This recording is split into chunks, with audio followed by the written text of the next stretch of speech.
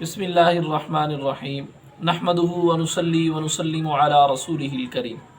اما بعد فاعوذ باللہ من الشیطان الرجیم بسم اللہ الرحمن الرحیم لقد خلقنا الانسان فی کبد صدق اللہ العظیم۔ میرے معزز سامعین کرام و ناظرین اکرام، یاد رکھیے کسی بھی انسان کی زندگی دنیاوی مشکلات جو ہیں ان سے خالی نہیں، چاہے وہ انسان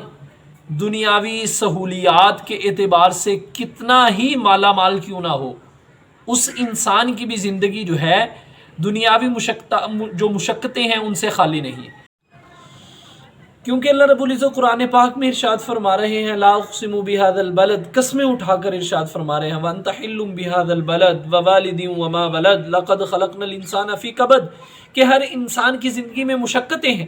اب مشقتیں صورت کے اعتبار سے مختلف ہوں گی۔ اب ایک مزدور ہے، ساری زندگی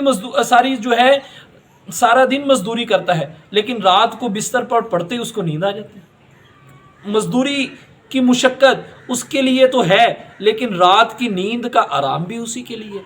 لیکن اس کے برعکس جو بڑا بزنس مین ہے، ساری زندگی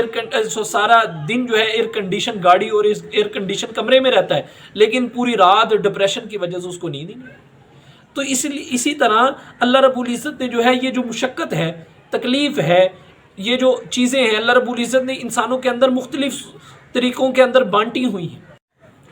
اس لیے اگر آپ اپنی مشقتوں کو، اپنی مشکلات کو خود حل کرنے لگ جائیں گے، لوگوں کو نہیں بتائیں گے اور نہ ہی کسی نے آپ کی مشقتیں حل کرنی ہے، خود ہی آپ نے حل کرنی ہے، اگر ایسا کرنے لگ جائیں گے تو پھر جو ہے آپ دنیا کے کامیاب ترین انسان بن جائیں گے۔ دوسرا، اگر آپ خود مشقت کو حل کریں گے تو یہ ایک اعتبار کا صبر ہوگا، اور صبر کا پھل وہ میٹھا ہوتا ہے، صبر کے بدلے میں نتیجہ اچھا نکلتا ہے۔ قرآن پاک میں اللہ ارشاد فرماتے ہیں کہ ان مع العسر یسرا، کہ ایک تنگی کے بعد آسانی بھی آتی ہے اور آسانی کے بعد جو ہے تنگی آتی ہے۔ یہ تو دنیا کا قاعدہ قانون ہے، اس لیے پریشانیوں سے پریشان نہیں ہونا چاہیے، پریشانیوں کو حل تلاش کرنا چاہیے۔